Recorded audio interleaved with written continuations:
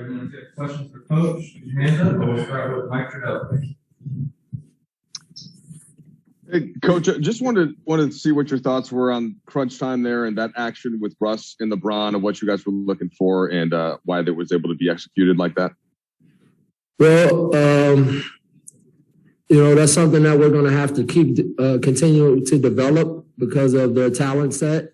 Building that chemistry between the two of them, and obviously when AD comes back, but that should be a really good two-man game for us late. And it turned out to be really effective. Those guys showed they took a step forward in connection tonight. When you come together on that many back cuts, it's starting to show that you're getting to know each other a little bit. And that's a good thing for us.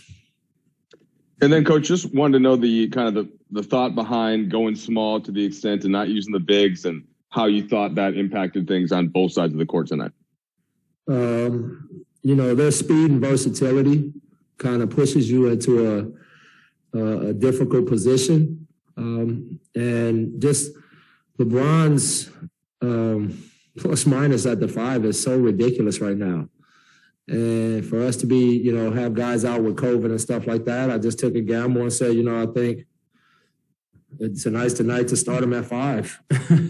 And Stanley Johnson, being the defender that he is, really held his, came back and gave us another nice performance, back-to-back performances. And it allowed us to have a lot of versatility on the floor and at the same time, a lot of space. And the spacing paid off with 132 points. I'll go to Dan. Hey, Fizz. A little bit more on LeBron at center. Obviously you guys have done that like this throughout the season with second units and stuff. Over this next 4 weeks or however long with AD, can this just be who you guys are, regardless of who you're playing, or is this going to have to still be a matchup-based thing? I think as we get some of our forwards back, you get Trevor Ariza back. Obviously, waiting on AD. I think we're going to play a ton of small ball. I think our 5 still have a very valuable role on this team from the standpoint of, there's some great over 7-foot guys in this league that can just abuse you if you play small. So, we want to still keep our 5s engaged. DJ and Dwight are important to what we're doing. Tonight I just went with my gut and just stayed with the small ball and trying to match up with their speed and versatility. Fizz, did you see any ways in which this assignment for LeBron, not that he isn't already engaged, but it kind of spoke to him or challenged him or got him even more locked in to do something he's never done in 19 years in the league? I just told the team that. They kind of laughed at first like it was no big deal. I'm like, I don't think you guys realize what this guy just did. He just played the 5 for 4 quarters and dominated at the position and played it while playing point guard, oh my gosh, this guy is unbelievable. I can't help it, man. It's like we're very lucky as basketball people to get to watch what we're watching right now out of this man. And it's just beautiful. And I know our results haven't been coming back the way we want them to right now. But the way he's going about this thing and the way he's playing, he can't help but to galvanize us and really get this team to go in the right direction. And I just really feel like, as we start to get healthy, his energy and will and his leadership and his poise will be the thing that really pushes us forward. Hey Fizz, I got another question about LeBron. From the challenge, I mean, he was telling you, challenge the goaltend call. Oh, yeah. Then he gets, the next however many points. I think 8 maybe. Yeah. What's sort of your assessment of how he really dictated, controlled the game from that point on? It's just amazing now, getting these few games to actually coach him as a head coach. And now I see what guys like Frank and everybody that's been his head coach. There's an incredible conversation going on between us the whole game that I wasn't having with him as an assistant coach.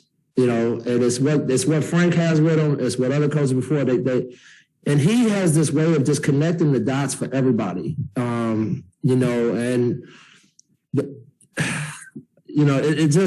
It makes it so much easier for you as a coach when you got a guy like that. He really, just from an organizational standpoint, a leadership standpoint, like he gets it, man, and he makes it fun for you.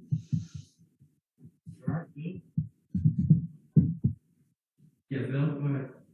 Hey, Fizz, kind of a question of process with kind of how you guys arrived at the decision to really go for it with LeBron. I mean, you said that you took a gamble and you felt like it was a good time. I know you've been working closely with Frank on all this, but right now, are you in a position where you're empowered to, today it was great. We all met about it. We got everybody's input. And then the last thing Coach said was, Fizz, you make the decision. Here's all of our input. And you figure it out. But I just felt like after all of the input, and a lot of guys came up with the same thing I did. It's not like it was my idea. Just taking in all of the information, I just felt like with all of the things in front of me, the decision was the right decision to start him at the 5 tonight. It may not be that tomorrow night, and we'll deal with that for that game. But tonight, we just felt like this was the right thing, to move forward with this. Two more on Zoom, start with Zachary Allen, please. Hey, Coach. Hey, what did you tell Kevin Porter Jr. at the end of the game? I see y'all having a conversation about how well he played. What did you like to see from him tonight, Coach? It wasn't about how well he played. It's about his maturing and growing up as an individual, as a human being. That's great that he's playing better and all of that stuff, but that kid's come a long way as a man and as a human. And I wanted him to know that other people outside of his bubble recognizes that. A lot of times these kids get, thrown to the wayside when they have a few mistakes.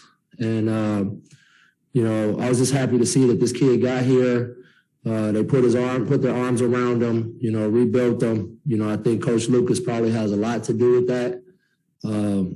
Someone that I really have a high level of love and respect for. His son is a coach with us who will be a future head coach. But I just think the kid has come a long way as a man. And I just think it's good for us as NBA family to encourage these young people to keep growing and going in the right direction. Hey, Coach. Wanted to ask you about Malik Monk, another strong performance from him. You guys ran some ISO situations with him, also put him in pick and roll situations. How has he developed in his growth, with this team over time? I think the thing that impresses me the most about Malik Monk is the pace that he plays the game at. He plays with a real mature temperament, kind of Lou Williams-ish. I don't like to get too deep into the comparison on it, but he just has that real nice tempo to his game, and he knows the right play to make at the right time, whether it's a pocket pass back to the big, whether to take it all the way to finish or come off of it in ways from three. And he's starting to find his game. And the one thing I know is when LeBron James has the ultimate confidence in you, boy, that has to feel good. And I know LeBron's got big-time confidence in Malik Monk. Coach, yes, please. To go back, big picture, how big was it for you guys to come in here, close it out late in this game? It was big. Yeah, I think some people say, "Oh, young Rockets, you shouldn't be in the game." Blah blah blah. Well, the one thing we've learned is we get the home run, we get the haymaker every night. We're the Lakers, and that's just part of the deal. Whether we're struggling or not, people still see us as the Lakers, and so for us to battle through this together and to finish the way we did with LeBron and Russ doing it together, bringing us home, I think that's a big step forward for us. All right, guys. Happy New Year.